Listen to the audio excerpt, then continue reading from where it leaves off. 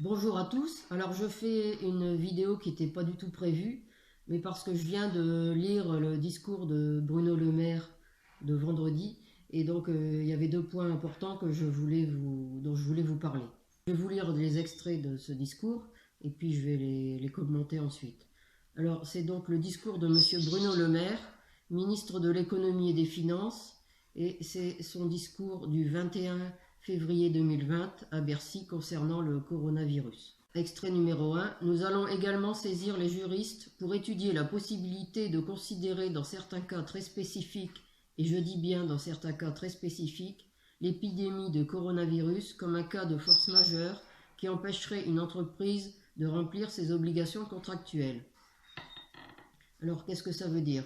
Eh bien, ça veut dire que si une entreprise a contracté une obligation envers vous et que le cas de force majeure est décrété, eh bien, ces obligations sont levées. Par exemple, en cas de décès, eh bien, si la personne a contracté une assurance décès et que le cas de force majeure est décrété, eh bien, l'assureur ne sera pas obligé de payer le capital décès prévu. Autre exemple, une personne a souscrit un prêt immobilier et avec le prêt immobilier, il y avait une assurance décès. Eh bien, si le cas de force majeure est décrété et que la personne décède, eh bien, ses héritiers seront obligés de continuer à payer le crédit immobilier. L'assurance de prêt ne prendra pas le relais. Voilà donc le premier point important qui risque de poser de nombreux problèmes et qui sous-entend également que l'État français prévoit de nombreux décès de personnes âgées suite au coronavirus. Alors le deuxième extrait.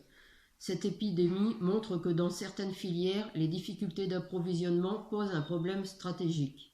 Alors bon, après, il détaille notamment le problème des batteries électriques pour les véhicules. Donc ça, je passe. Cela vaut pour toutes les filières industrielles. Je pense vraiment qu'il faut que nous saisissions cette épidémie pour nous interroger sur notre dépendance stratégique en termes d'approvisionnement sur certaines filières industrielles. J'ai cité l'industrie automobile. Je voudrais citer aussi l'industrie de la santé.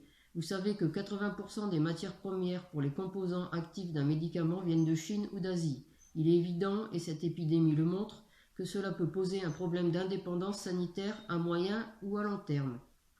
Il faut que nous répondions à ce défi-là et à ce risque-là.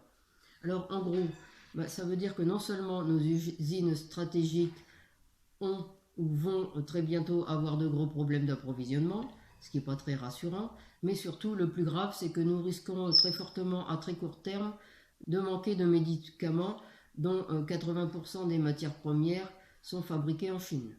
Alors comme vous le voyez, tout cela n'est pas très rassurant, d'autant que ces informations ne viennent pas d'un journal à scandale, mais bien du ministre de l'économie lui-même, donc c'est encore moins rassurant. Je tenais à vous en informer pour que vous soyez au courant, et j'espère que vous avez pris vos précautions, notamment il n'est pas encore trop tard d'acheter mon livre Survivre aux crises, pour pouvoir prendre différentes précautions avant que l'épidémie ne soit trop importante en France. Pour le moment, il y a, d'après le centre Hopkins, il n'y a que 12 cas en France, donc c'est encore peu, mais il ne faut pas oublier que l'Italie, on est à 157 cas actuellement. Voilà, à bientôt.